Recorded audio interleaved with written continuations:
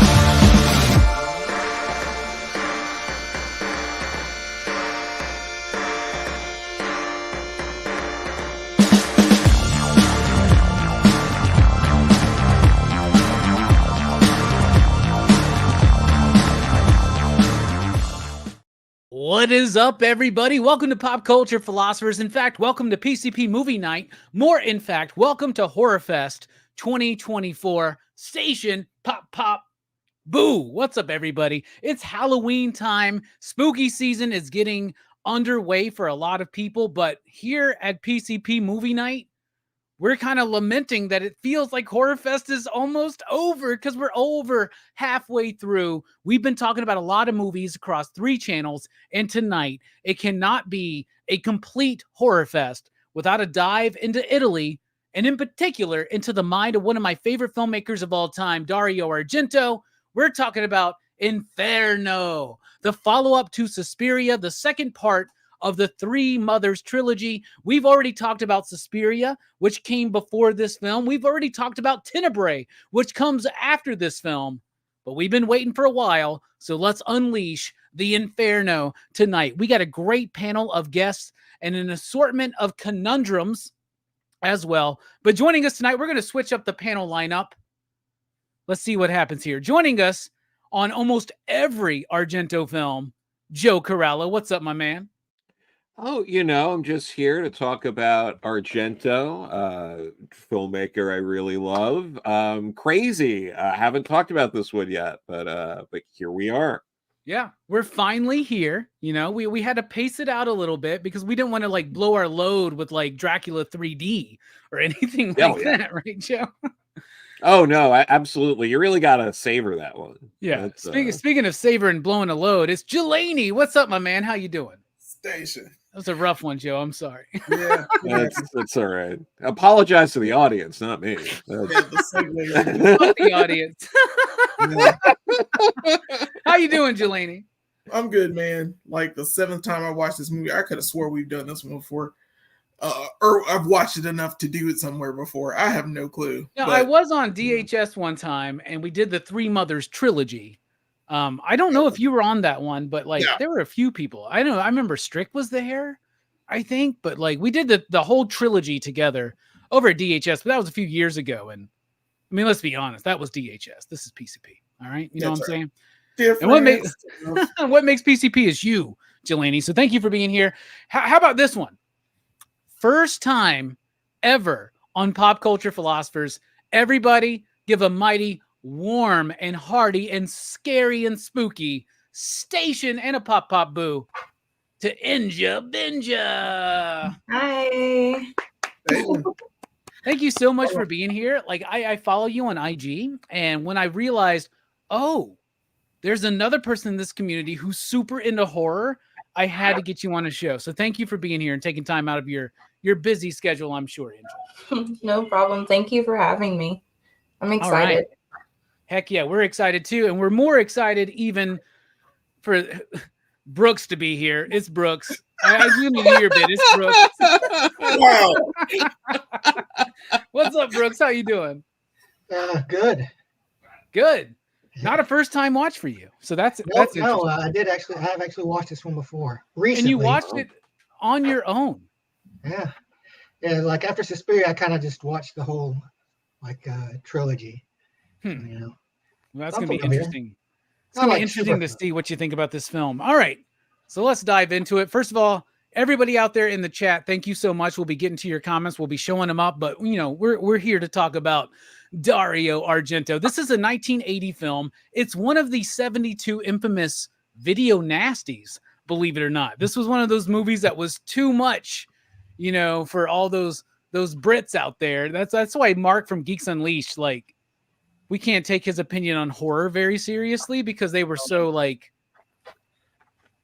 anemic for a while there. But Inferno is one of those video nasties. And I think it's one of those better video nasties. I really do like Inferno. Now, I'm a big Dario Argento fan. Y'all know me. I will find something to like in every movie that he's done. I truly will. Inferno, or as I like to call it, Inferno.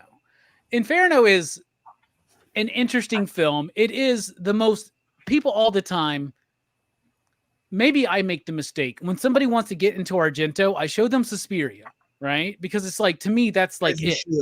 And then other people go, well, another movie that he does like this? And I'm like, the only other movie close to Suspiria is Inferno, but it's not one of his better movies. Like, you're probably better to start with like Bird, Into Deep Red, maybe then past Suspiria to Tenebrae, and then back to Suspiria. Like, I don't know. It's a weird. I got to put together the definitive watch time, like what order to watch Argento films in. But I think in any director, you should watch their films in the chronological aspect, the way that they were filmed, right? Inferno is of course the follow up to Suspiria. It's got a lot of the same visual aesthetic appeal. And y'all, if we thought that Suspiria had like a very thin narrative, this movie has no narrative at all, right? I'm just going to go ahead and get this out of here. This movie does not make sense whatsoever in a narrative fashion. Like, there are multiple people starting multiple journeys. Most of them get cut short very quick. And then one guy has like the thread that goes all the way through. And it does not make near as much sense as Suspiria.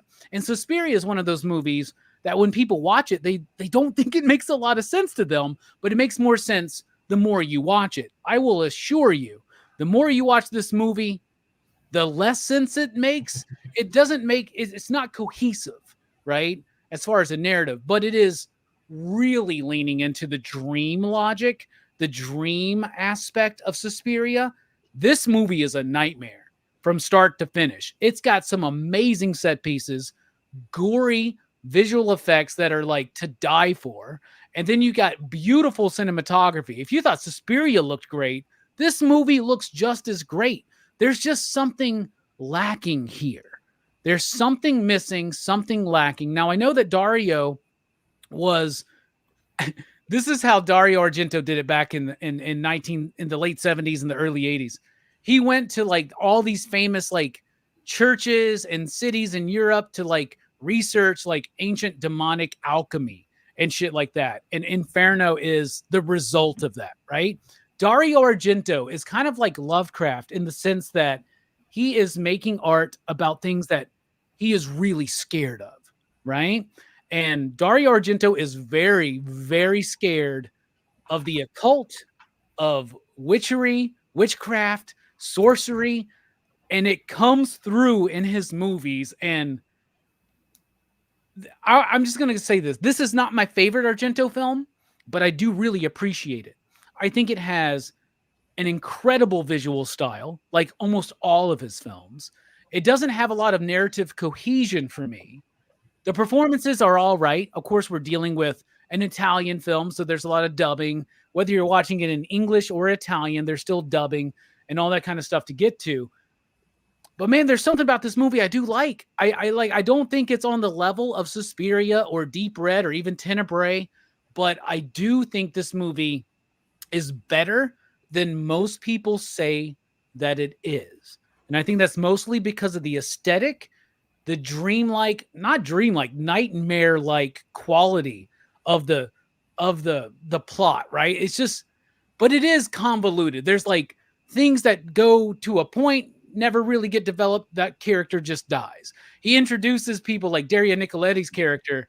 She shows up, she dies. What was the point of the character? It doesn't really feel connected together, but maybe that's the scary and interesting and thrilling thing about the movie. Anyway, Joe Corallo, Inferno. What do you think overall? Yes. Overall, I like it. Like you're saying, it's one of the weaker ones of this era. You know, I would put, Tenebrae, Opera, Phenomena, Suspiria, Deep Red. I would put all of those over this, no problem. For sure. Same thing with Bird with Crystal Plumage, but that's a little further back, so I wasn't sure. But this is, I don't know how controversial this opinion is or not, but this is like the most Fulci that Argento gets, I think, where there's a that makes kind a lot of like sense, how, actually.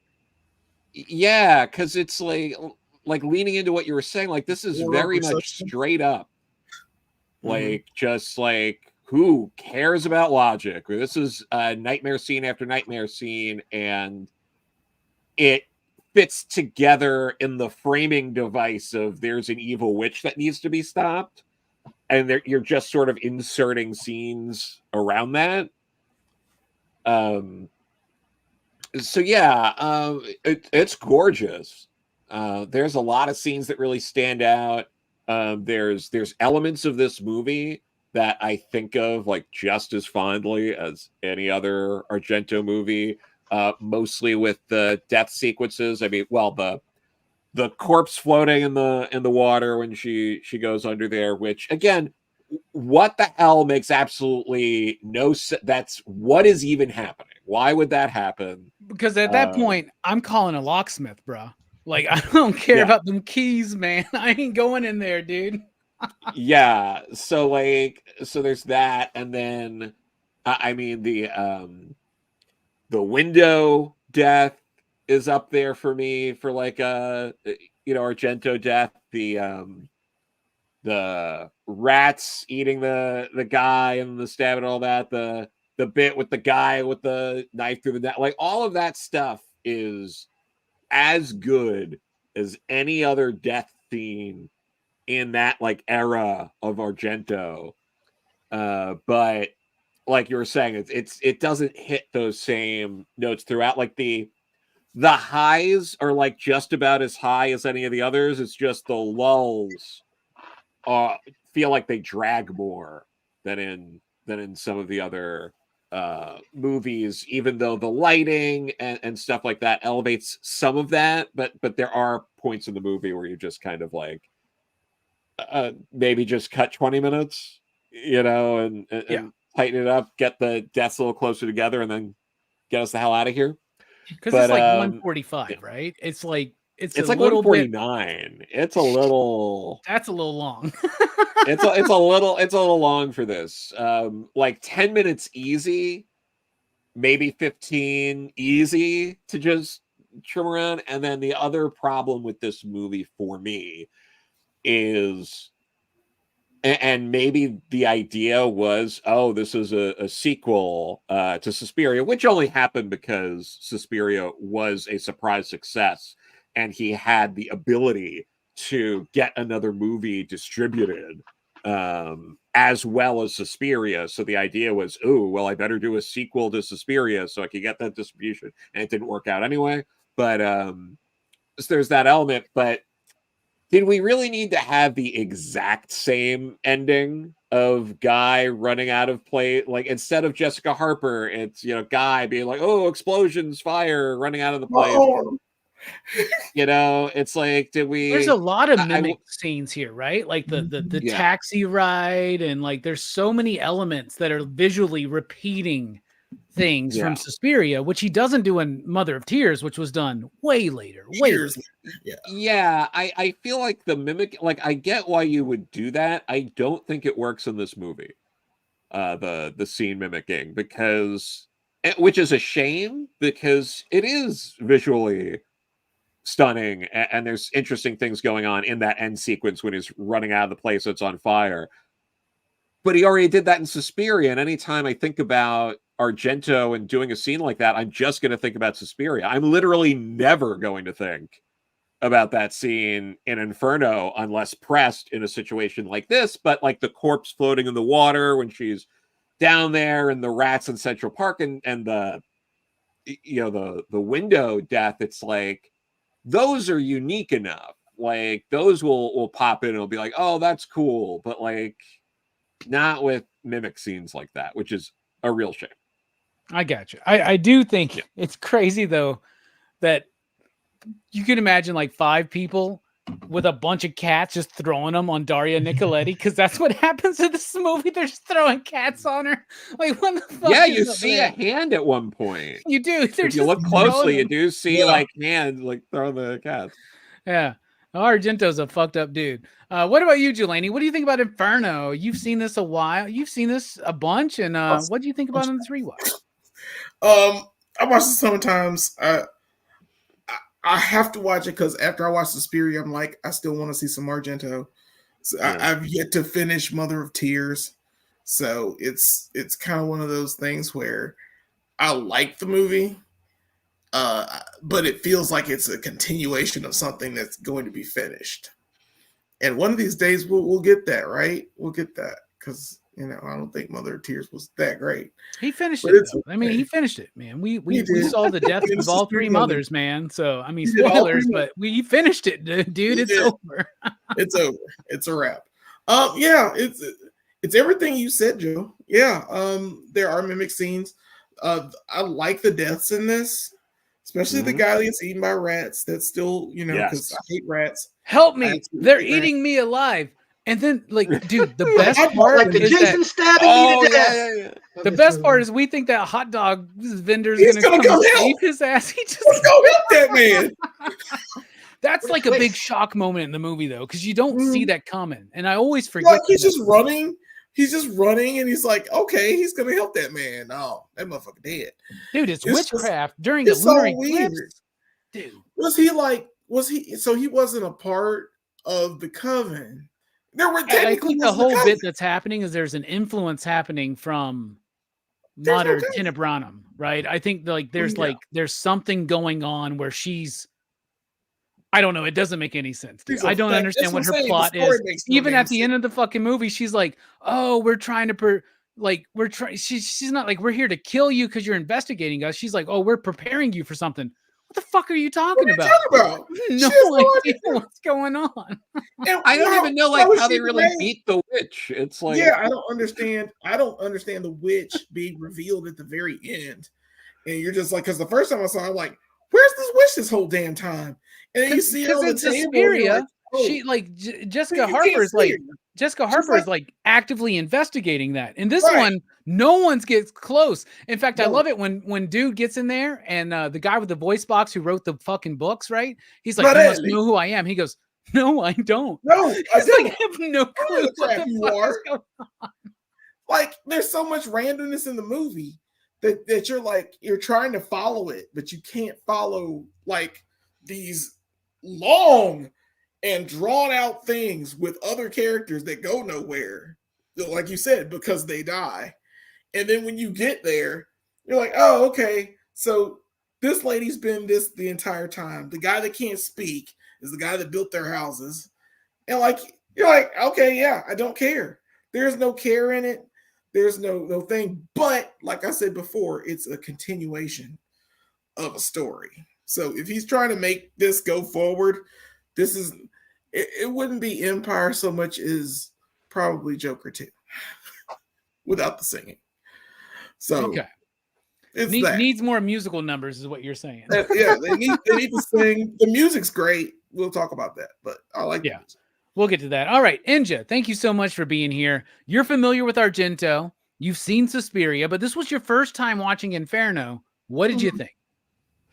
Okay, so I liked it, which not with you all, because it seems like you all kind of have liked it too, but I know as an unpopular opinion with everyone else. But I don't know. It was wild. It was really chaotic. Starting out, like the opening scene was really weird to me because it felt like I was just like thrown in, like there was really no beginning. Like you didn't really know what was going on. So I don't know, that part was kind of weird. Like I felt like I was starting in the middle of a movie instead of actually starting in the beginning. For sure. What you all were talking about with the hot dog guy and killing the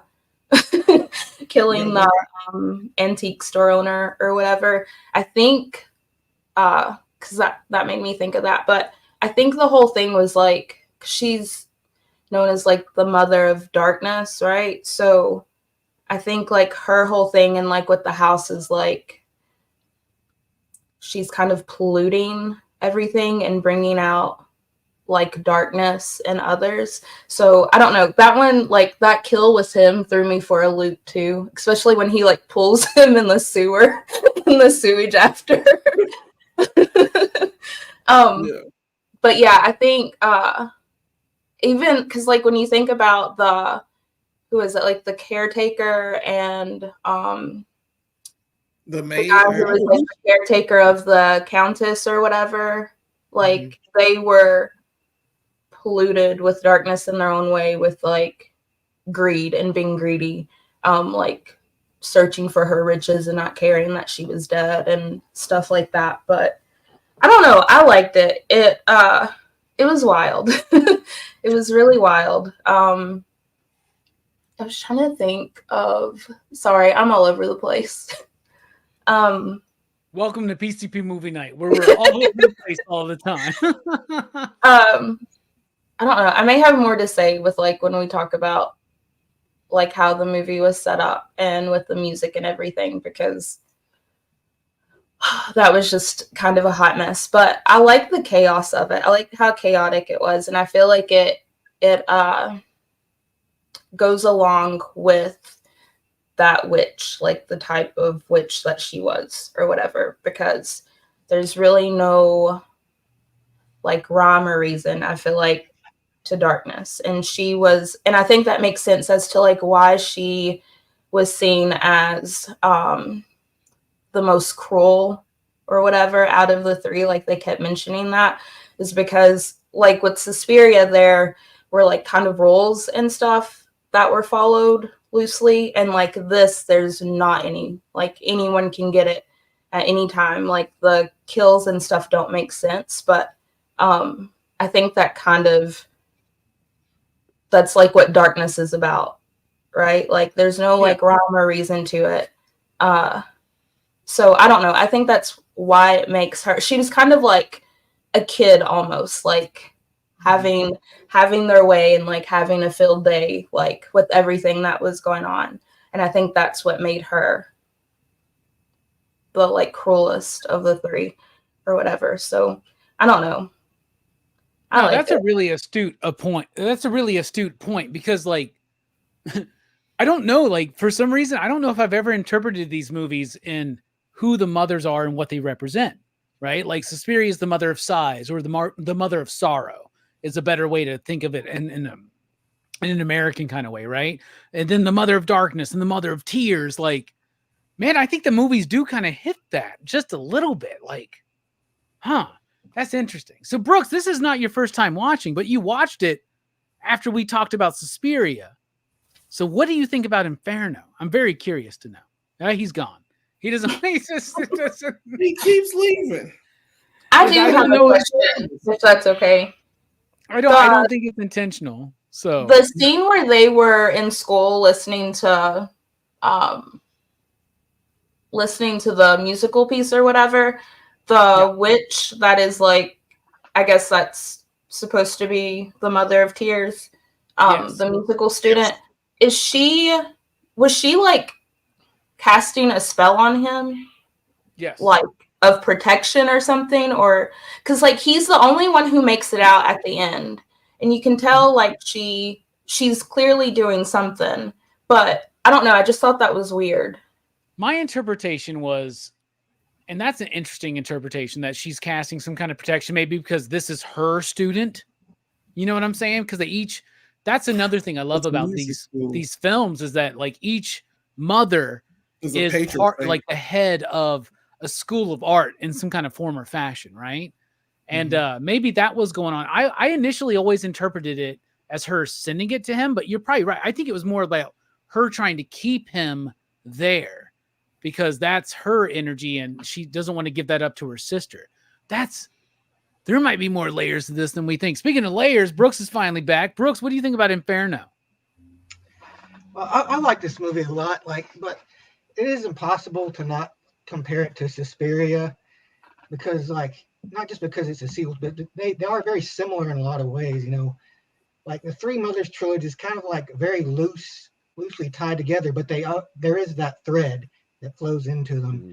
And I think out of all of them, this one probably gives you the most lore as far as the whole Three Mothers stuff. It's actually about somebody looking into, into this myth or whatever. Well, it kind of is, it is like a whole bunch of different, kind of stories just mashed together. You jump from New York to Rome and, back again. And, but, it is an Argento movie. So, it does have that style and, it does everything like you'd expect, but not as good as Suspiria, but it is that being said, it is its own thing. It is a very stylish movie. Cause there are a lot of deaths in this movie. It does feel like a lot of characters are just introduced just to die. But in a way I kind of see it as the deaths are kind of part of the thread of the story, It's not just about, the characters that survive. It's about the ones you lose along the way too. So yeah, I think so. And I like the kind of also the parallel of at the end, the burning house. It's like at the end, as each mother falls, things get crazier and crazier until you get to the final movie. So yeah, I thought that was pretty good. Yeah, I like what y'all are saying because the movie doesn't make sense, but it also makes sense. It's so weird. It's like, as an Argento fan, especially, you're like, you want to defend it, but you also want to be authentic and be like, yeah, this isn't the best Argento film. But at the same time, you got to look at all the other Argento films and be like, how many of them make sense? How many of them are at this certain level, right? So there's interesting things. There are characters in this film. There are performances. Yeah. So what are the characters / performances you want to highlight? Joe, kick us off. All right. You know what? I'm going to start with Rose because, we kind of start with her and it's, really Mark ends up taking over as kind of the protagonist and all that. But, I love not just her death. I think it might be my favorite in the movie. I don't know. The Central Park was really good too, but just and then also Dario Argento as an actor, he's the hands of all the deaths. In a lot of his movies, he likes doing that. But yeah, him being the hands come down and force the glass down our neck. And it takes a few times, man. Right? Yeah, that's part of that's why it's so. If it was one clean strike, that wouldn't be a good death. But it was going down and down again. I'm like, that really sells it. But for me, what also makes her stand out as a character is, and I'm really curious if he's talked about this in interviews or stuff like that. But that's kind of his. I wonder if it's his nod to Psycho. Of being I'm going to psych everyone out. Because why would you assume she dies halfway through the movie? To she's to a partial main character. Yeah, it's she gets through halfway and then it passes on to her sister. Or the sister passes it on to the brother. And in Psycho, it's more it passes on more to her boyfriend than her sister. Even so, that's why I'm particularly with Psycho because he's a bit more of the take charge action kind of guy. So I'm curious if it was deliberately done that way, and also a way to maybe differentiate the movies a bit and to lean into expectations. So, he was subverting expectations decades before Rian Johnson did with The Last Jedi. Yeah. That's all what he did with that. And that's the perfect really ahead of his segue time. into The Yeah. Last Jedi's greatest fan, Jelani. What did you think? What's a character performance you want to highlight? Trash. That movie's freaking trash. So yeah, as far as characters go, It's a tough one. I do want to give a shout out though, because every time I see this lady, and I know I've probably mentioned this before, every time I see this lady, she's like the white version of my grandmother. No clue why. It's the lady from Suspiria that's the dance lady. She's also in this. I know exactly what you're talking about. Yep. She looks just like my grandmother if she's white. I swear. It's uncanny. And I'm like, why do I because she's always smiling and she's always doing something. I'm like, oh wow. Oh, that's weird. So I'm gonna give a shout out to her. She's not my favorite character in the movie though. I just give a shout out to her. Sure. My favorite character in this movie, oh God. Y'all gonna hate me. It's the mother of tears. It's okay. She's my favorite in this movie. I love her eyes. I love that she's holding the cat. I don't know. That whole scene is eerie. It's the eeriest scene to me, next to the freaking rats. But it's weird that she's just looking at him and like saying her incantation and doing that thing and whatever it is in her eyes, and she's gorgeous. And I'm like, you're transfixed with like at the same time, what are you doing? And why are you doing it? It's so confusing to me. And I don't know who plays her. I'm not sure. But it was Monica Bellucci. What's it, Monica Bellucci? The Mother of Tears? No, it's not. No. Who's that? I don't remember who played her in the movie, but she's I know you like that. I know you like her in that movie. I'll tell you that. I know. Her name is Anya Peroni, is the lady who played her in here. She's in Tenebrae. She's in House by the Cemetery. Right. Yeah. And I like her character. I just like that brief scene was enough for me. They're good characters and all this stuff, but she really was the one that bothered me. I thought she was going to be in this the rest of the way. But that was set up for the third film that we would get like 30 years later. So right. And that would have been awesome if we got it. What stopped Inferno? I mean, Inferno's okay. It wasn't Suspiria. Well, I mean, you can look at it and be like, Suspiria was a success, so let's do a follow-up. That wasn't a success. Plus, it got banned in Britain. So let's move away from that.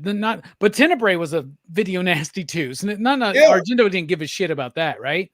Also, Inferno was not distributed in the theaters in the US. It only went straight to video in the US.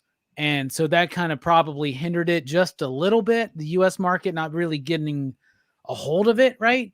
But if you listen to Argento, what he says is after he made Suspiria, he was inspired to do the other three mothers, because Suspiria was based on the three mothers story by that dude or whatever. I can't remember his name.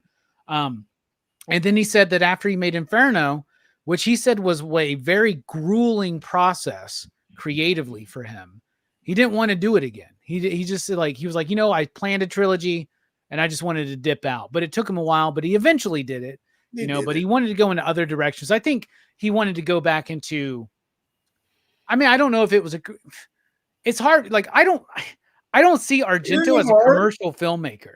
I see Argento as the dude who's doing the piece that he wants to make. He's right. So it's weird but like Tenebrae was his next film, which I think is his third greatest film. Personally, I love Tenebrae. Tenebrae's great. Yeah.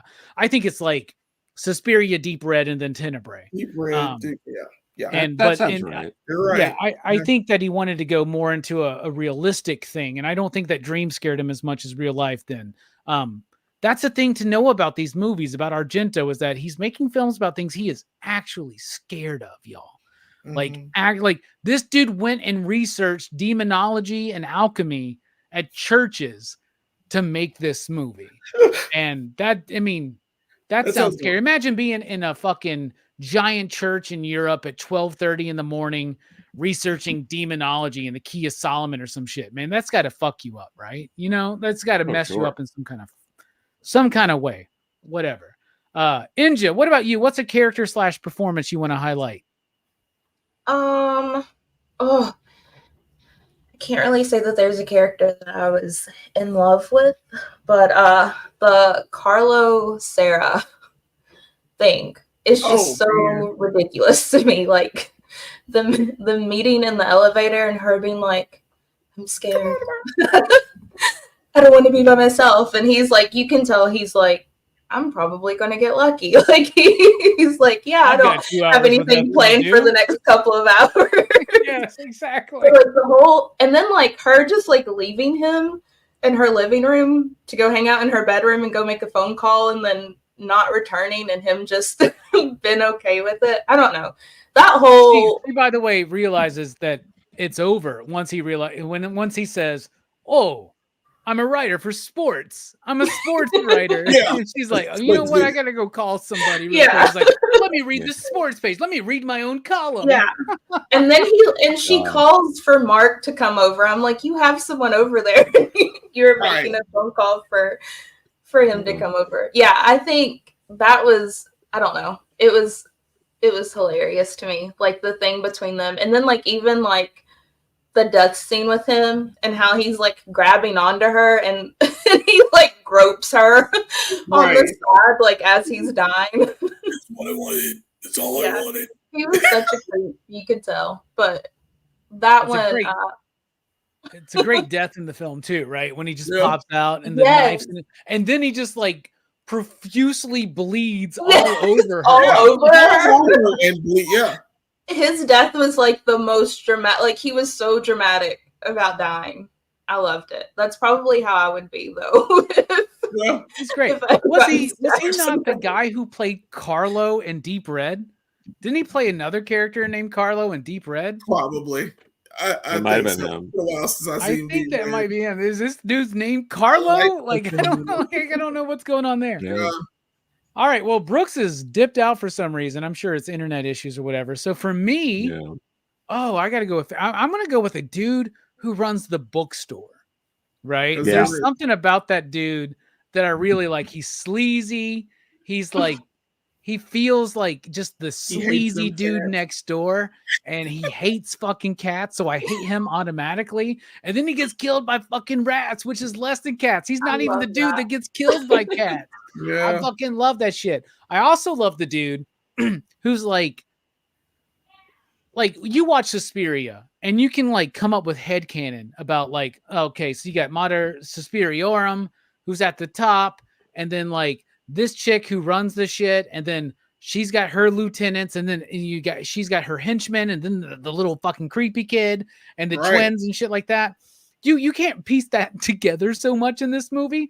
But the dude who's like he's the guy that makes the bath, right? But he's so great because he's in that scene with your grandmother, Jelani, right? The white version of your grandmother. Where he goes, ha ha ha, the dumb bitch. She doesn't even know. Ha ha. You've been drinking, not a drop. Like it's just like, is that a subplot that was dropped? Did we miss that? Yeah, we missed their whole interaction the first time. Like okay, but I loved it. I thought he was good, and I thought the book guy was good, and also the guy at the librarian, who's like she shows up as the library's about to close. And she's like, I'm looking for this Three Mothers book. He's like, it's right behind you. Like, what the fuck? It's already right there. That seems so convenient. But there's some weird conveniences going on in this movie, right? There's there's sorcery, there's witchcraft, there's all kinds of things going on in this movie that I think they're very subtle in Suspiria, but they're even more subtler here. Right. And I love when magic's done in a subtle way where we don't see somebody out there like they're in Ghoulies, fucking, the razzmatazz, fucking pop, pop, boom, station, Kalakazam, and some shit happens, right? There's the lunar eclipse bit. Yeah. There's the animals. There's all kinds of things that I love about the way it's some of my favorite bits in the Hellblazer comics. Are when magic is not done in this like bombastic, like ceremonial way. It's like a little bit more low key. And I love how this movie approaches that stylistically and through its structure. So let's go to the style and structure. This movie is style over structure. 100%. This movie is all style. And as far as style goes, it's top notch. Excellent set pieces, great deaths, beautiful colors, beautiful shots, moving the camera around, shit like that. It's Dario Argento at some of his best, right? This is the height of him as a technical filmmaker, right? Story-wise, I think Daria's lack of influence on this script is shown, right? Because I think that she is really what brought Deep Red and Suspiria more into a narrative focus, right? And we see this kind of lacking in a lot of Argento films from this point forward, is a narrative focus. You see it in things like Phenomena and Opera, but like it's not quite like it was in Deep Red. Deep Red is probably his most focused movie narratively, right? And maybe Bird too, but Bird's very, it's early, right? And he had some would say misses in between Bird and Deep Red, but I think that was a learning curve, right, to get there. But Deep Red is narratively so solid and sound. Suspiria less so, but it can be argued that it's narratively cohesive. This one, no. Like, this movie makes no sense. Like, I don't know what the fucking witch's point is. I don't know what is going on in this film, but I love what Inja was saying about, well, she's the mother of darkness. And they mention all the time about the stench in this area. By the way, they're in New York in 1980. That's pretty bad. Noticing a stench has got to mean something, right? You know what I'm saying? But it does lack a little bit of cohesion there. It doesn't have a focus on a main character. Who's the main character? Who's the character we're supposed to focus on, right? And maybe he is doing the psycho trick, Joe, right? Where he's like, maybe he is intentionally doing that, but it doesn't work for me as far as the story goes. So I think the story is severely lacking in this one. Yeah. But the mood, the atmosphere, and the style is top-notch Argento to me. What do you think about the style and structure, Joe? Yeah, no, I feel the same way for the most part. I mean, it's style way over structure. It's very Fulci, like we are talking about before. There's a great look. There are great things happening. The structure, it's weird because it's like, I think what the part that makes it feel like it's missing something is in the structure. It's either like ravaging you over the head with what's happening or telling you absolutely nothing. And there's very little in between that. So like this movie, unlike most movies he does, literally opens up with the narrator basically telling you more or less like, this is the deal. This is what's going on. This is it. And so then you kind of feel like, oh, okay, I guess I know everything that's going to happen in this movie. That's just weird. And you're like, all right. So like you held my hand for the first 2 minutes and then you threw me in the middle of the ocean. I don't like, there was no in between. There's just like, I guess Mark is kind of there from early on, but he's really not important. And then even when he is, he's not. Because like he's just at there. the end, you're just kind of like, I guess I'm glad he's all right. Like there wasn't there you're not making the connections with these characters. Yeah. In the other sort of ways you do in a lot of his other films, especially Deep Red, right? Like where you really love those two main characters. Yeah, absolutely. But there's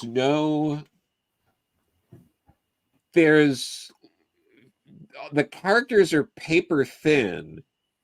We don't really understand or know their motivations. Their motivations tend to be like, this book here makes me think I live in a witch's building. All right. And it's like, but like, I why do guess we I'll care? stay. Yeah. Yeah, it's like it makes it weird. It's like, well, this is weird and convenient to happen in the first 30 seconds of your movie. Usually there's anything happening before that sort of revelation, and then there's just these other characters, and like we know so little about them. Like we don't even really know if a lot of these people are even like decent people. Like that's how little we know, other than the was an antique bookstore guy who's like hurting the cats and then gets killed by the rats and so it's like, okay, yeah, that's one of the only deaths in the movie that's very much like, oh, you're a horrible person who's abusing things, and now this horrible sort of death is happening to you. But it's also like, but why? Yes. Because like I don't understand why he was a target.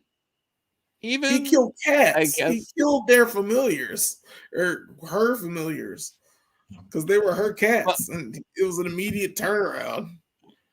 And he but kind of like missed himself. there's yeah, but also like I also don't understand his motivation for killing them so cruelly. He And then hated them also cats. like there's but yeah, like it's just like, oh, okay. And then like I don't know why, like I guess Mark like cared about his sister, but he didn't really seem to, because there wasn't He a lot didn't. of He like, gave oh no effort. He definitely didn't care about his girlfriend. Not at all. yeah. So it's like, and then like I guess he escaped, he goes through all that, but you're kind of like, why do I care that you're in this building? Like, why do I care that you made it? Like in Suspiria, you really get to know Jessica Harper. You get to understand her plight. She's a fish out of water. She's here from America. Like she's getting the runaround. So, and like all of that's so deeply relatable. Like going somewhere, whether it's abroad or not, and being like, I was told X, Y, and Z was going to happen, and it's not, and it immediately makes you tense. And like that is such an easy, relatable situation to jump right into. For anyone watching a movie like that, it's like you immediately connect with Jessica Harper's character in Suspiria. Here, it's like, you ever just like get an antique book given to you and it tells you that all this stuff that maybe the house or apartment you're living in was made by a witch?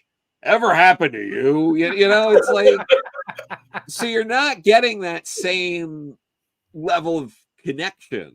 There's a way to do that where it's like, oh, I have news about like the place I live, or like something's happening, and like, oh geez, and I'm not really in a position to like move or go anywhere, or I don't have the money. Like something like that would have immediately made it like, okay, I get, like, I can relate more to like this. There's a reason why you're chained to the place you live, but oh man, this thing, like maybe I got to figure out a way to like move on. Like there we go. That's a connection you can kind of work with and get audience members on board.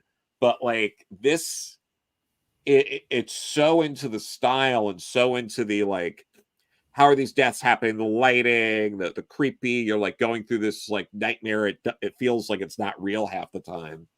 That it misses the stuff that you would normally get, but in a way where I wish that instead of going like 85% style and 15% structure, that they were just like, absolutely fuck it, all in 100%. Like it felt like it had just enough structure to hinder the style. Okay, fair enough. Yeah. What about you, Jelani? Style and structure. What are you thinking? I agree. It's style structure and it's gore over substance. There's no real substance here in this movie. It gives you like all these scenarios with these people that get cut off, and they could have made a cohesive story, like you said, Joe. They could have made something where you could understand or relate to at least one character. The guy, he's just so milquetoast, just useless. I just don't understand him. He's a music student who gets a letter from his sister. He doesn't read it because the mother of tears stops him from reading it. His girlfriend dies because she read it, and it's so weird that you follow these people for no reason other than some of them to watch them die, and other times just for him to just be there. He's the guy who played the main guy, by the way, says that he did in an interview. He said Argento, the only real direction he gave me was that he wanted me to seem like I was in a daze throughout the film. He was the entire movie. And then Argento talking about the film goes, yeah, I always feel like the women are stronger in my movies, and the men are very like submissive and ineffectual, and I just wanted to spotlight that here again for some reason. But it's true. If you really look at his film, and he gets like accused all the time of being like a misogynist, right? Yeah. But his women who do get killed horrifically in his films, but a lot of his women are way stronger than the men. And we talked about that in Deep Red, how he was like subverting those roles between those two characters, right? And it was done that way, I guess, yeah, he wanted to keep doing that. Keep that little thing going. Because his girlfriend, his sister, they're all like actively pursuing a mystery, and he's just like, I don't know what's going on. I feel sleepy. I went to New York and my sister's missing. But I'm so tired. I don't know what's going on. I'm like, maybe once again he might have been under a spell. Maybe he was supposed to be like that. And it's fine, but it's so weak. It's so paper thin. And so because of all that, I'm just like, the story's weak, but it looks great. I mean, the deaths are fantastic. I love his hands. I love Argento when he kills with his hands. It's so weird that he pulls stuff off like this. But I love the rat scene. I will keep talking about that rat scene because it disturbs me to this day. You hate rats, man. This dude can't even watch Ratatouille, y'all. Let me let you know. Delaney can't even watch Ratatouille. It freaks him out so much. What about Muppets Take Manhattan?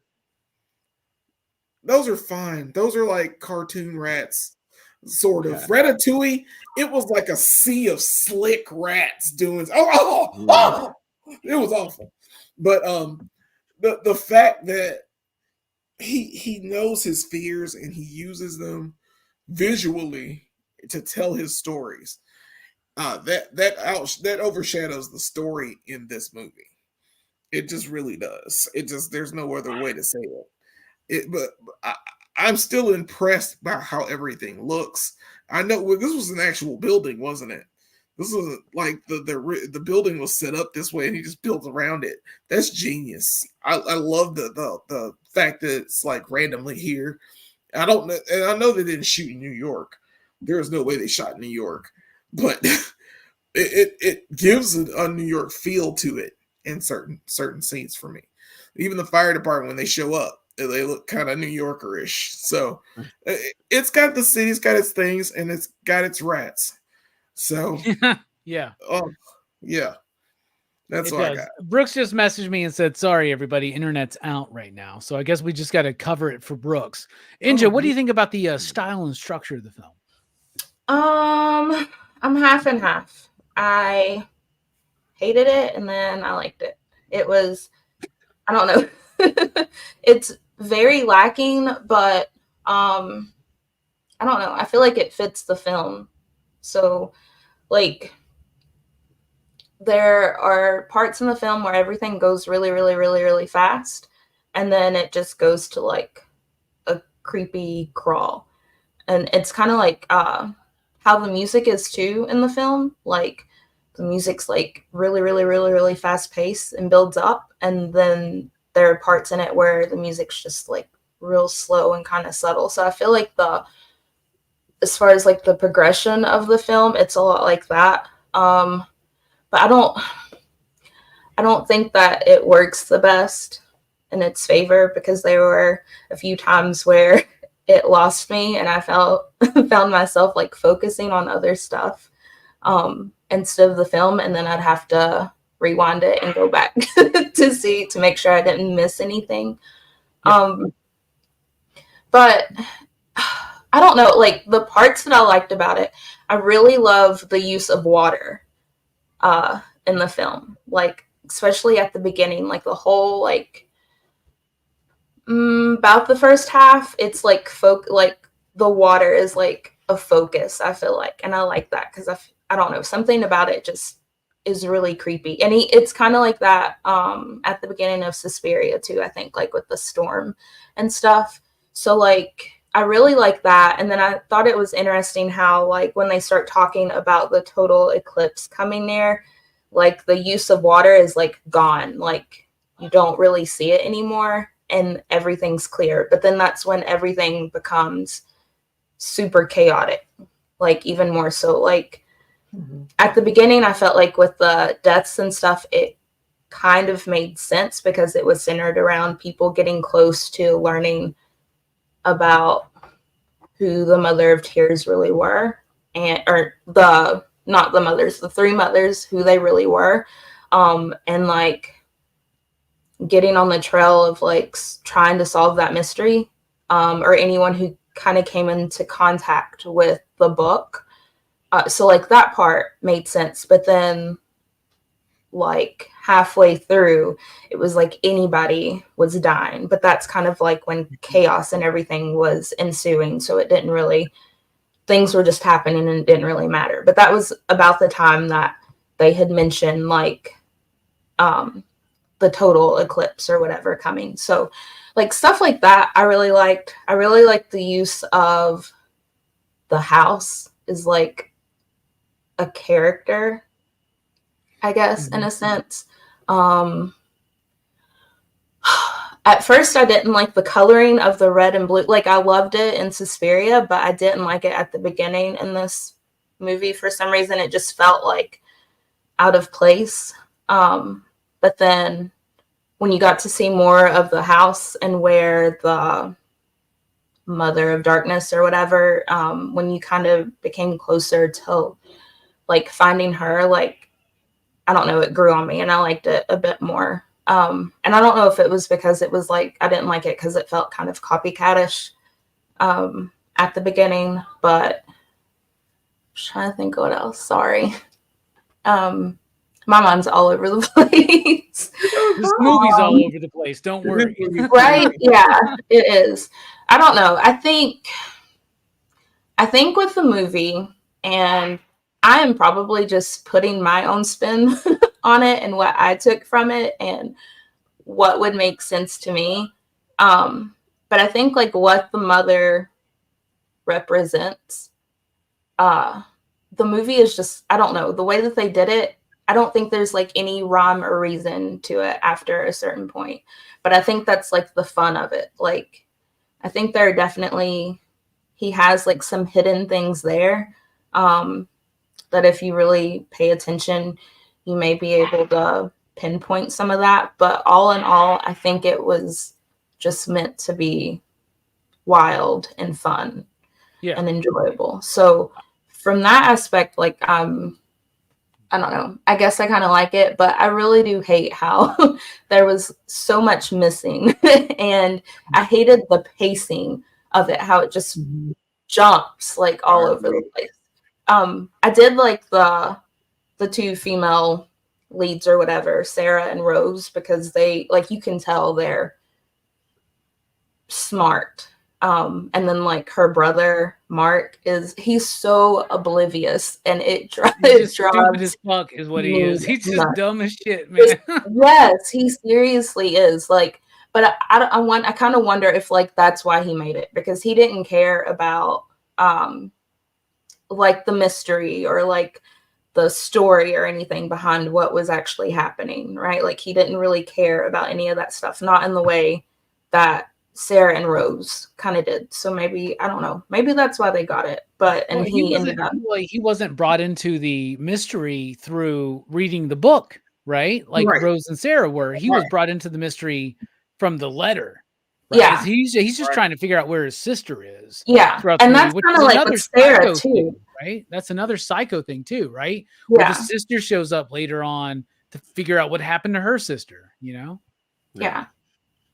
I love what you say about the chaotic nature, right? Because maybe Mater Suspiriorum is different than Tenebranum, right? Like the Mother of Darkness is different than the Mother of Sorrow, right? Like she has her own plan because in this movie, these occultic forces, let's just say that, right? Like these occultic forces are killing everybody, right? Like those who are investigating, those who are halfway investigating, and those who are a part of the fucking conspiracy. They're like her own people are getting murdered Mhm. in terrible, They were horrible burning the ways house that down, seem you to know? be a part of this, right? And at the end, and we'll touch on this a little bit, but at the end, she's like, no, it's not about me. It's about what we are, what we represent, death, right? Yeah. And all it's like, it's so off the fucking wall. It's crazy, but maybe that is intentional. Like Argento says, there's symbolism, there's metaphors, there's clues and riddles put in this movie that will allow anybody to figure out what the movie's about, but I'll never tell you what the movie's about. Typical thing for a filmmaker to say when he's not sure of his own movie. But one thing I do know is that the music is amazing in this movie. It's done by Keith Emerson, who is a synthesizer god, basically. He's done tons of work in film, off film, in bands, all this kind of shit.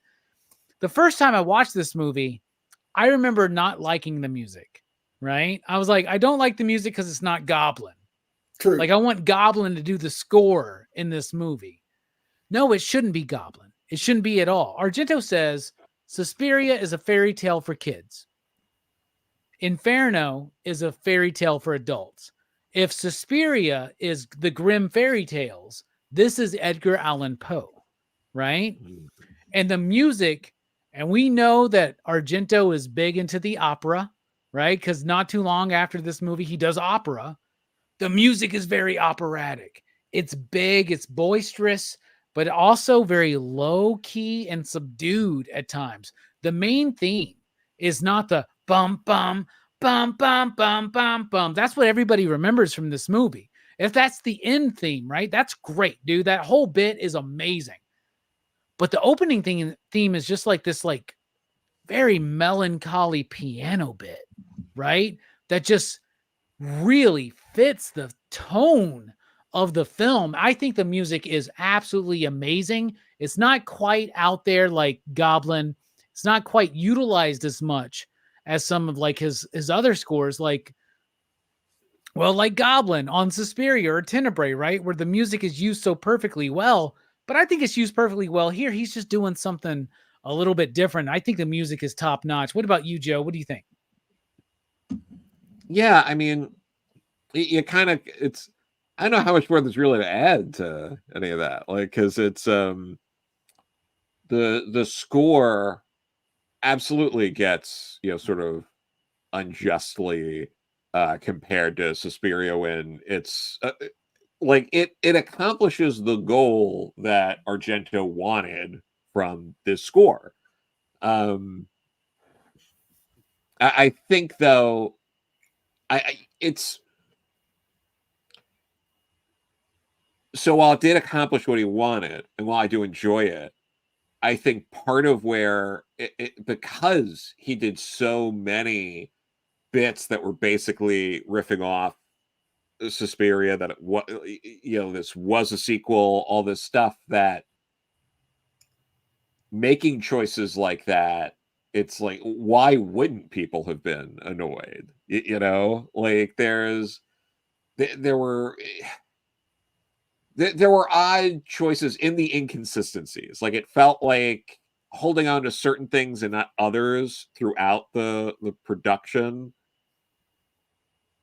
created that uneven and mixed reviews. It was so.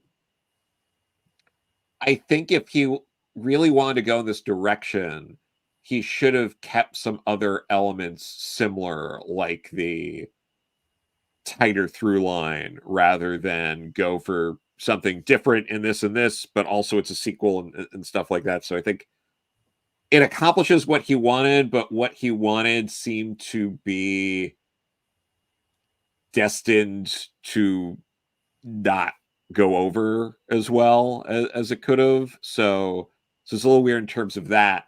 But also, I feel like a lot of those people who have those kind of complaints for it, the third act, like that last half hour ish, the music's really like ramped up.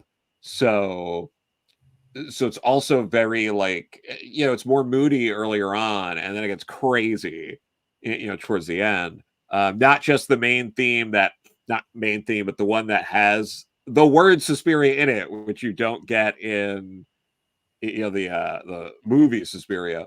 Yeah. But it's like whatever the song like Mata it's like Suspiriarum Lacrimarum Tenebratum. It's so good. But then there's the one that's, what is it, like Cigarettes, Ice, etc. Like whatever the title of it, like that track really stands out as well. But yeah, I'll I like the track entitled Rose Gets Hers, right? Yes. Like more like I remember buying the soundtrack for The Phantom Menace, and one of them was like the death of Qui-Gon, and I went, Qui-Gon dies in this movie? Like, what the fuck? And apparently other people had the same experience when they were checking out the soundtrack to this movie to watch it later on. What do you think about the music, Jelani? I like it. I like this music. It's like Inch said, like most things in this movie, it's very chaotic. It is very mellow and moody and somber in the beginning, and then right when Mark gets to the room where Valetti and Mother Terebrattum, I can never say her name. When you get to their room, and it's that Doctor Suspiria, and it's like it feels like it's out of place. Like he's still sneaking in. Like the first time he's in there, that music blasts. And you're like, what? Huh? Like nothing's happening for me to like get here. Like you're not getting me there. There's another scene where she's in the girl that gets killed, Mark's girlfriend. What's her name again? She gets in the taxi. Sarah. She gets in the taxi, and that music, it feels out of place. And I'm like, but it's good. It's like, this is good music, but I don't think this should be where it is. That I keep forgetting I was gonna try to see if I can pull the movie up to get that music, but it's something that is jarring. Like the music is very jarring in this movie. Like it's tonally all over the place. And pun intended. It was supposed to be, I don't know. Well, it wasn't. It's not Goblin, because if they just put Goblin in it, I mean, we would have. Well, this wouldn't have gone with like that disco sound they were like focusing on at that time, right? Which works for Tenebrae, but I don't think it would work for this movie. They wanted that. I think that operatic kind of thing really does work for this. Yeah, it does work. Oh no! Don't get me wrong, and it's operatic, but like I said, he should have gone ahead and immediately made Mother of Tears. Like somehow just gone over it, skipped over the two, put Mark in it, put Jessica in it, actually bring those. And here's another thing. Like, what was the fucking plot? Like, so like there's no plot. There's something going on though with the lunar eclipse, bringing this dude here, but the Mother of Tears, Lacrimarum not wanting him to go there. Maybe like there's something like we're missing, like where they're trying to use him for something, right? Yeah, there's a Disney Plus TV show that's telling us everything we need to know, and we had to watch that to understand this movie. So it's gotten to that point.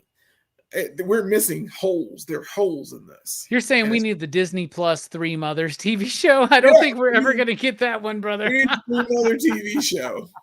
It fills in the gaps and the relationships between like those the lady looks like my grandmother and that other dude. Like, I need to figure out where they came from as well. I think we just need to watch these movies like 30 more times each in our lives, and maybe we'll figure it out. On our deathbed, we'll be like, I understand the three mothers. It all ties together this way. And we're just gone. Inja, what did you think about the music in the film? Oh, it was something. I liked it. It was it was so comical, like in parts that I don't know, maybe it was intended to be that way, but there were some parts where it, like, the scene would have been okay, but the way that they used the music, like, it had me dying laughing because it was just it was just so over the top. But yeah, I liked it. It was very chaotic, and it didn't, like, with Suspiria and Goblin, like, the music there was kind of like a character, and it worked hand in hand with the movie. I feel like the music in this movie at times worked against the movie. Like, it, I don't know if it just didn't mesh well, but I don't know if that was intentional. But it was like, there were sometimes it was like way too overpowering for like certain scenes or the film itself as a whole. And then other times not utilized enough. Yeah. Right? Yeah.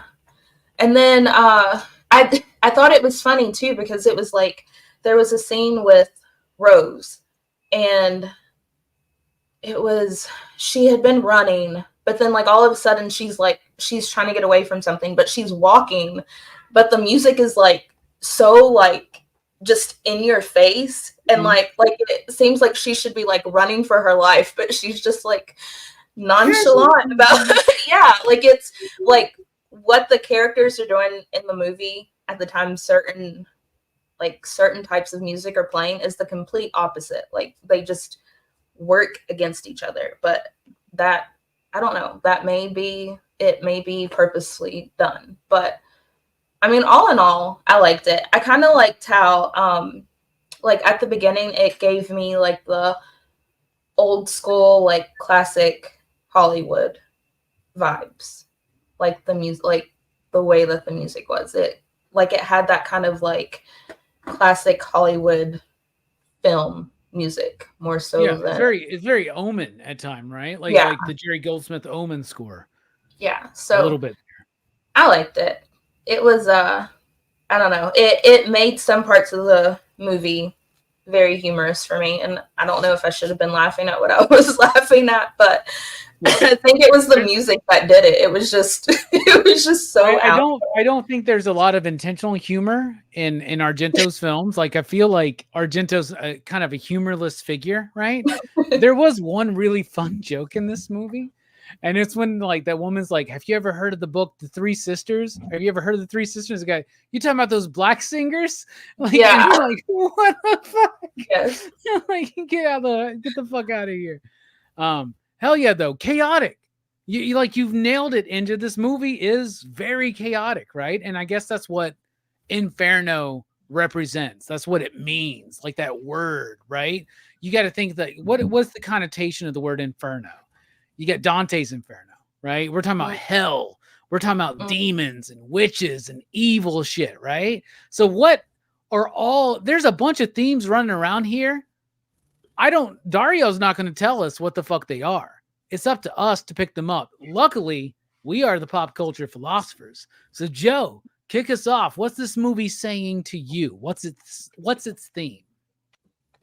I mean, honestly, it's, again, this is kind of where I feel it's also very, like, Fulci in that there's a bit of that, like, well, it's not really about, it's about an experience. It's more about, like, experiencing the nightmare and experiencing sort of the what you're seeing, rather than having like a really solid theme or a theme that's really upfront. I mean, and part of that is because the characters are so thin, so it's hard to be like, well, what am I learning here? Because I don't know if any of these people are even decent people or not, or sort of things like that. But you know, when you start diving into it, it's like, so I guess it's like seeking knowledge is good or bad. Like, I sure, and Yeah, then it's okay. like I guess like, and they're also like not trying to stop this witch. Like, really, it's more like what's going on, and then bad things happen. So like it leans into more the chaos. So like the really the if you're trying to pull a theme from it, it turns more into, you're looking at themes of, you know, chaos in the universe and how it's, you know, inescapable even with the knowledge of it. You know, a lot of these characters are aware that there's this thing, and no matter how they interact with it, it's just this like force that is going to hurt them, which, you know, could be more of like a metaphor for just like life. Like, it doesn't matter how much you know about the life. entropy of life, right? Yeah. Yeah. Mhm. Yeah. So go for it, like, Delaney. the best I Go got. figure, man. Just Joe. go for it. Joe, I love it. I love it. Delaney, what you got? What's this movie speaking to you? Okay. Oh, jeez. I mean, it is. Joe's like, the one time I didn't want to be first on theme. This is a lot to pull out because there isn't much to glean from it. You're right, Joe. There isn't. It's. I guess it's the mother of darkness. She's doing stuff to people, but the main thing that I would take away from this is, man, if you find out you live in a house of witches, get the fuck out. Leave. You don't sit there and try to study them, figure out, oh, is this it? Is this a place? Hell no. Get your and bags. if your keys go 20 feet Chelsea underwater Lee's. in a Yeah. basement somewhere, just fucking go to the Yeah. locksmith, Just man. let it go. Those keys are gone. Those keys are lost. And it's just That like woman can hold her breath a long time. I'm just gonna say that. After screaming in the water, she's still like down there, like trying to figure it out. I'm like, no, I'd have been gone. Dude, like, that's like a very nerve-wracking got the moment water. in that film to me when she comes up and she's not at the fucking hole yet. I'm just like, oh, like drowning. Like, oh, what a horrific way to fucking die. I can't even like think about it, right? Like, it's like, it's pretty bad. it's just truly horrific, man. Like, it's I don't know. Is that drowning and falling from? It's like my favorite. Like, Alien Resurrection sucks, but there's that one good scene where they have to like swim away from the aliens, right? Like, and you're just like, oh, come on. Ain't no fucking way.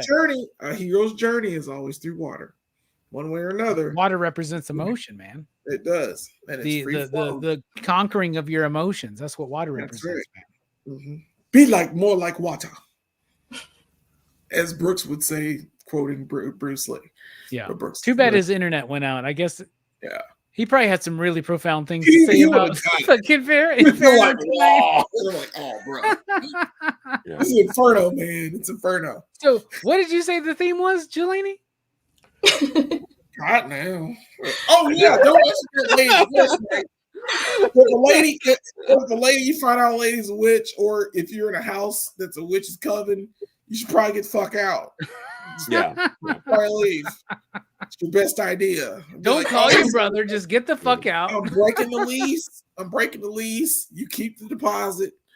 My bad. In fact, you keep half my stuff. I'm gone. Ain't no way. It's like Ouija boards. Why are you pulling out Ouija boards? Oh, that's the end of everything. Okay, we've seen that already in Paranormal. Ouija boards are made by Hasbro. Get the fuck out of here. I don't give a crap. I don't care if it's made by Milton Bradley. I'm getting the hell out. We're done. Just wait for our next game night, Jelani. I'll be like, we're playing Mario 3 and the Ouija board. And Jelani's gonna be like, I'm out. Mario 3 is satanic. I'm done with this shit. No, sir. No, sir. Angel, what about you? What's this movie speaking to you?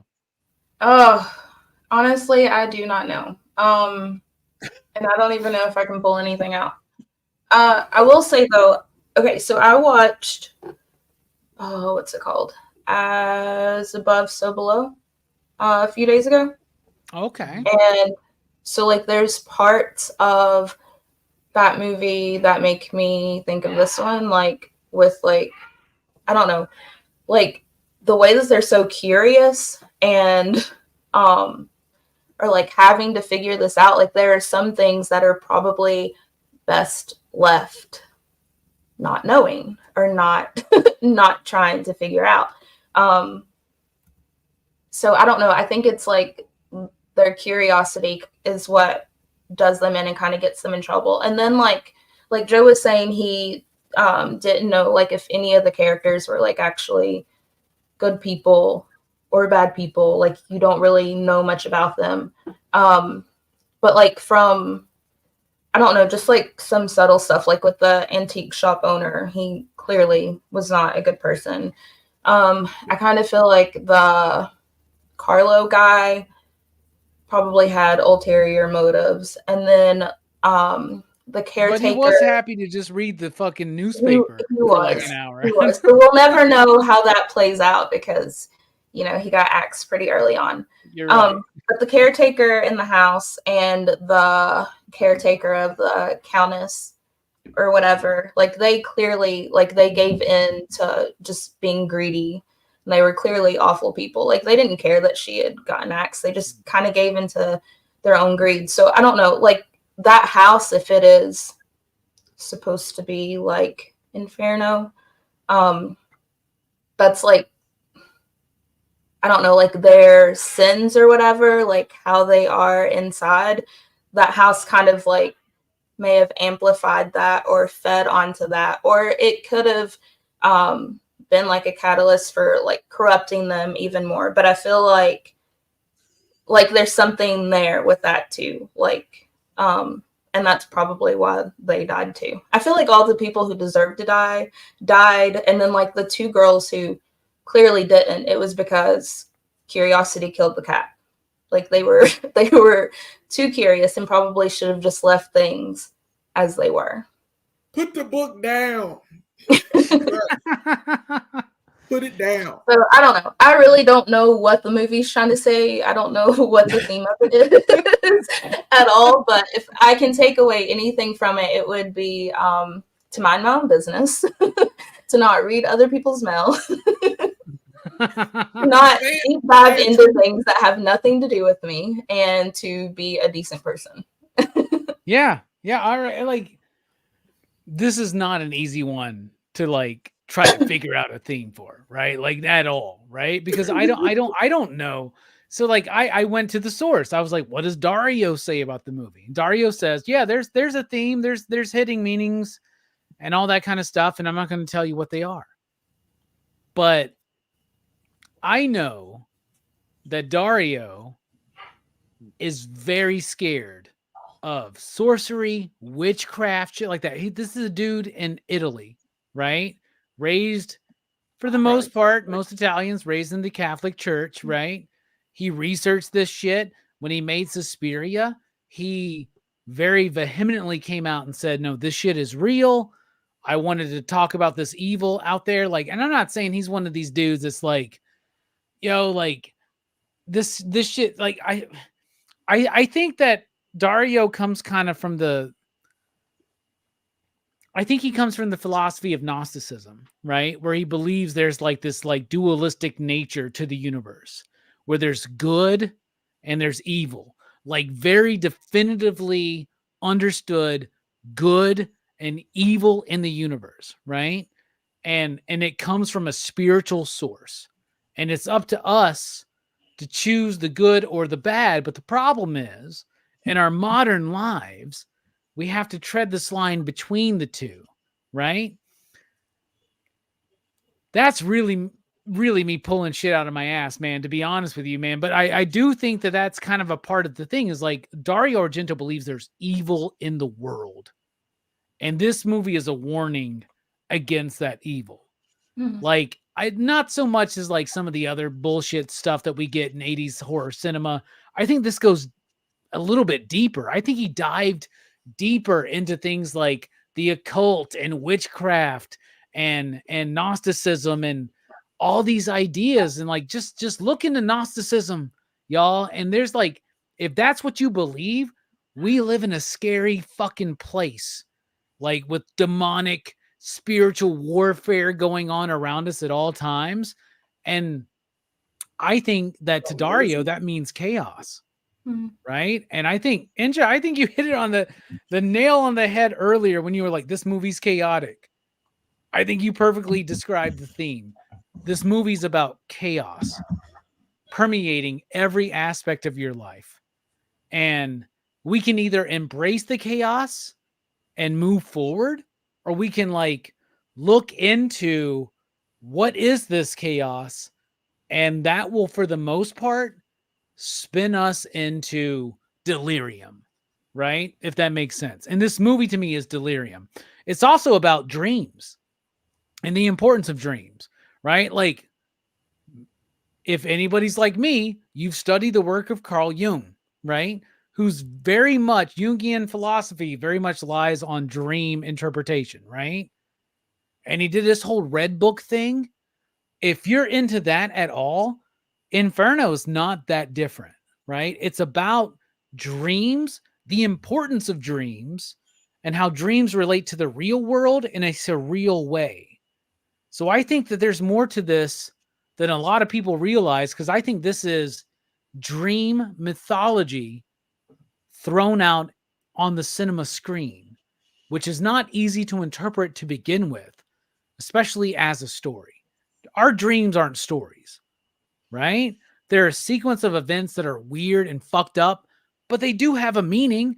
Everybody's dreams, if you really look into it, if you write down your dreams every night and have a dream journal and log it in and focus on that and think about it, your dreams will like reveal a lot about your inner life, right?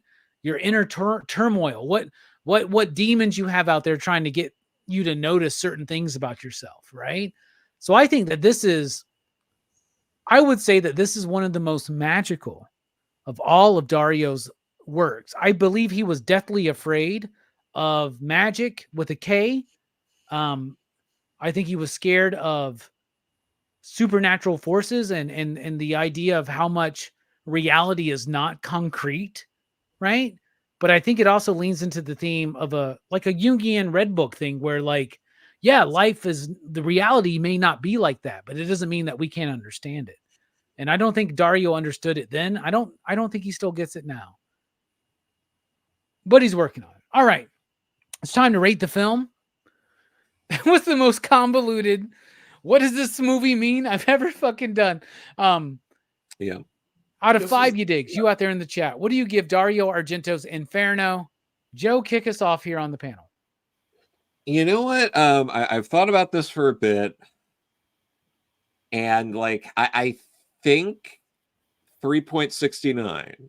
Because like 3.5 definitely feels too low, but like, I don't know if you can give this like a 4 based on the other works Dario's done, because I would definitely give a 5 to 1 or 2 of his that probably don't deserve it just because it's Argento. But like, I feel like this one I like, but it suffers from, this is one where it's like, why am I not just watching Suspiria?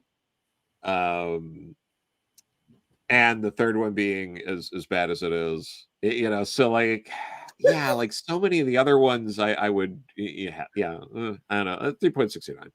3.69 I think is very fair for this movie. What about you, Jelani? What are you thinking? I agree. This is a 3.69. Yeah, this is very much so. It's one of those movies where like, it's Argento, but then you're like, it's Argento with this. So it's kind of between, like it's kind of a weaker follow-up to Suspiria. Like it doesn't pack the punch that Suspiria gives. And Suspiria is still my favorite. I mean, well, Deep Red is the music in Deep Red is just fire. So I mean that's you mean Profondo Rosso? Profondo Rosso. Profondo Rosso. We were but I'll call it deep red for now. But it's, yeah, I mean, it has no story for real. The mother is given, like, you can't guess who it is. I can't tell who it was. I thought it was my grandma for a minute. It's weird to like, I don't know, to piece it together. It's one of those movies you just scratch your head. But yeah, it's not a 3.6. It's not 3.5. It's not a 4. It's definitely not a 5. It's not perfect. Yeah, and it, by any means, it looks good. I did want to say this though. I keep forgetting about Death. Death looks like trash. Like that's a freaking Spirit of Halloween costume with gloves with it. And I'm like, oh, I like it. Yeah. Whatever. It comes through the fucking and the mirror first and time shit. I see it, Dude, whatever. I'm like, Get the fuck out I of here. laugh so hard when I see that damn thing. I'm like, it's Death. I can't take you seriously. I like maybe the point of this movie is to have you laugh at death. I love the gloves. The gloves that sells it, because those gloves were the killer hands. I loved it, but like it attached to that outfit. That shit is hilarious. I'm sorry, I forgot to mention that before. Bro, she just randomly ass shows up and just goes, "I'm the witch." They call us Death. Jumps through a fucking mirror, burns up. What the fuck is this movie? I don't know what this movie is. I think there's actually where they're trying to like. I think they're trying to turn him into one of them or something. I don't fucking know, man. I don't know. And the other thing is, like, what would have been scarier is what happened in Suspiria when the friend, I guess her eyes are all messed up, like her eyes are missing, and she's coming at her and she's like, "Oh no!" That'd have been better looking as Death. Yeah. If they'd done something like that here, but it just looks so tacky. It looks out of place. It's like, boo, boo, boo, look at me. I'm gonna scare you and kill you. And I'm like, bruh, just run. Just get out of there. Just take your arm. And by the way, he nursed that arm. Like he got shot in the arm. Like he didn't get a shot in the arm, but he sucked out the poison or whatever that was. And it was still smart. That was the one time he was smart in the movie, right? Oh my god. Oh, what the crap? It is what it is. So it's like, because of all these things, 3.69 as well. All right. 3.69 so far across the panel. What about you, Inja? What are you thinking? Okay, I am going to give it a 3.9. I can't give it a 4, but it's kind of up there for me. And I think it's just because of my experience with it. Like, it was fun for me. I enjoyed it overall.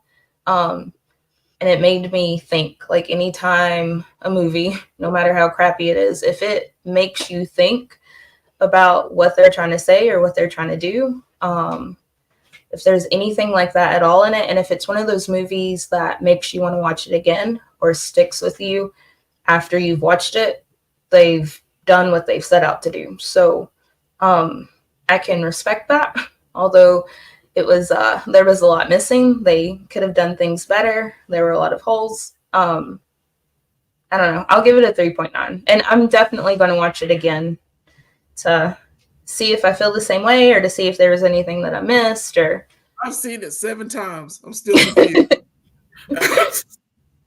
But I hear you. All right. A 3.9. That's very respectable. Inferno. It's not the greatest Argento film, but it's not the worst. Right? Yeah. So to me, it's like middle of the road. But honestly, when I was like pulling that Carl Jung Red Book shit out of my ass tonight, it elevated it just a little bit. And I'm very tempted to give it a 4.5. And I know we're in Horrorfest, so I know that would be completely acceptable, okay? Because we got the 0.5 leeway. But I got to give it what I originally intended to, which was a 4. 4 out of 5. I think the movie is visually striking. I think the movie has an atmosphere and a mood that brings about a feeling of chaos even. Inja, actually, you've made me, fuck it. I'm going 4.5 on this movie. I really think that this movie's deeper than we all realize. I just think we're all stupid.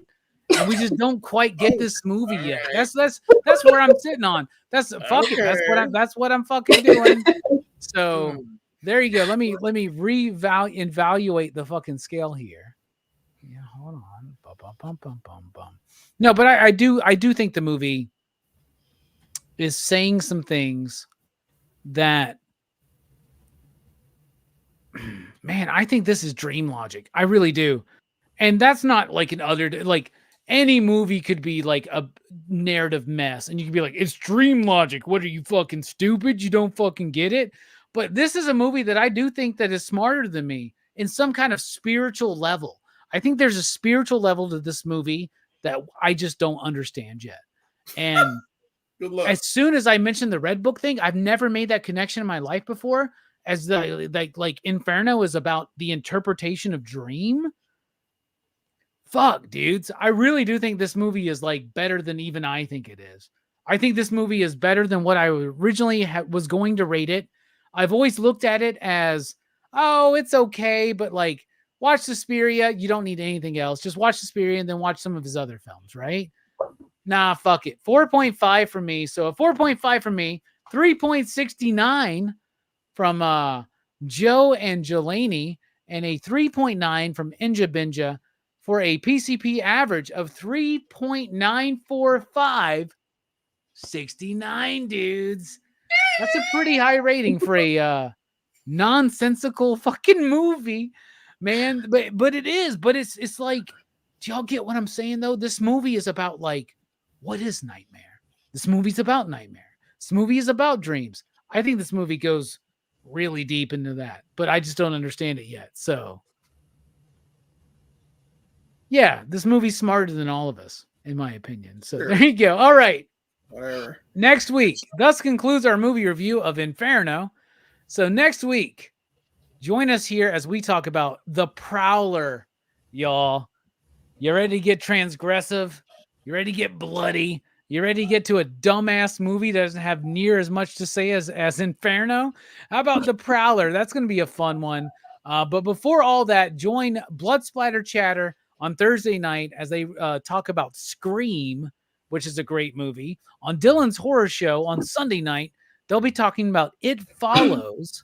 And then on Monday night, The Prowler. Go watch it right now as I look up where The Prowler is available to stream. Joe, final thoughts. Thank you for being here. What you got coming up? Thank you for having me. Green Hornet Miss Fury #1 is out November 27th. I edited that, so please pre-order it with your shop. You still have time. It's final order cutoff's not for I think at least a couple of weeks or so. So you're good. Let your stores know. And also, I have a story in Young Men in Love New Romance on Kickstarter right now. That's anthology that Away Blue World is putting out. They are the ones who I did the Deadbeats anthologies with. So check them out. Yeah, definitely go check that shit out. That's dope as shit, Joe. Dope as shit. Thank you for being here, man. Jelani, thank you for being here for another Argento movie night. What you got coming up? Final thoughts. Yeah, man. Thanks for having me. Great discussion as always, especially an Argento film. I mean, you're gonna bring some Argento, I'm gonna be here regardless.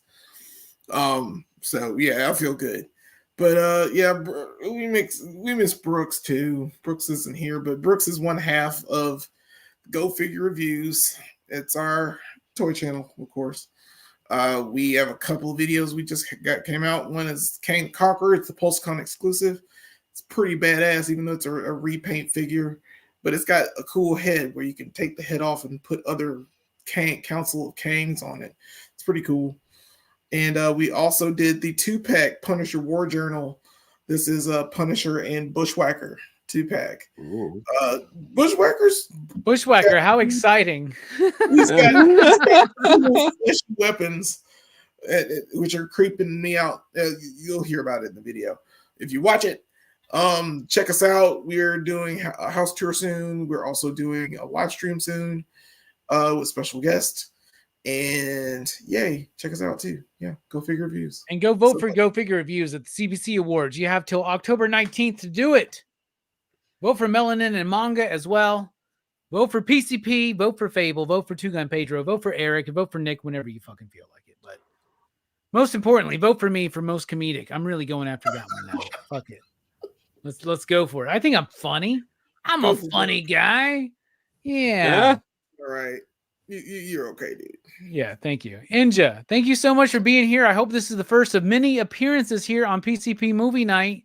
Really do appreciate it. And chill out, man. You better chill out. What is two $10 super chats? Jeez, man. Fuck, dude. That's pretty fucking dope. That's pretty fucking dope, man. That's pretty fucking dope. All right. Thanks, anyway, Inja, thank you so much for being here. I hope you join us again very soon. But what are your final thoughts? What you got going on? Where can people find you? What's going on? Just whatever you want to plug. Go for it. Thank you for having me. I appreciate it. It was a lot of fun. I was really nervous, but that quickly died. So I appreciate it. You can catch me and Sheena at Melanin and Manga on YouTube. I think we are going to review Perfect Blue towards the end of the month. That's so good. Holy shit. Love it. One of my favorites. And then we are also going to do Opus. I think that's how you say it. I probably pronounced it wrong. That is his manga that he did before Perfect Blue that was never finished. We're going to do, I think, like one on the 20th and then the other on the 27th. So if you don't care to subscribe and come check us out sometime, we're a hot mess. Nothing ever goes according to plan. There's, like this movie, there's no structure at all. Like a PCP movie night. And something always goes wrong. We always mess up, but it's fun. We have fun. So I see some blue wrenches out there in the chat. Two Gun Fable. I'm looking at y'all. Throw out a link, please, to Melanin and Manga so everybody can go check that out. Perfect Blue is amazing. All I really know is the anime. The anime is fucking brilliant, right? So I need to check out. So that's based on a manga? I sound like a noob. I thought it was I don't know a novel or something. I don't think Perfect Blue is based on a manga. He got that from another writer, I believe. Like it's like loosely based on another writer's work, but there's like tons of differences, so it doesn't really follow along with that. Like he has his own spin and stuff that he puts on it. But he was a manga artist before he did films. And one of the mangas that he did was called Opus. And it was like one that was never finished. It's super cool because the story itself is about a manga artist and he has a hard time finishing his own work. So I don't know. It's pretty good. I've liked it so far. It was the first time I read it, but I really like Satoshi Kon's work and the way that he mixes realism and surrealism together. Like it just like that kind of dreamlike feel, and you don't really like you kind of like lose your senses and like where you're at. And like, you don't know what the fuck is going on, like Inferno. Yeah. So we're gonna do both of those. Absolutely. Well, thank you so much for being here. Everybody go check that out. I'll go check that out. But look at us. We are like nearing the end of Horrorfest. As everybody else is kicking off their spooky movie season, we're nearing the end of ours because it never ends here at PCP or at Blood Splatter Chatter or at Dylan's Horror Show. Check out Blood Splatter Chatter on Thursday night as they talk about Scream. Check out Dylan's Horror Show on Sunday night as they talk about It Follows.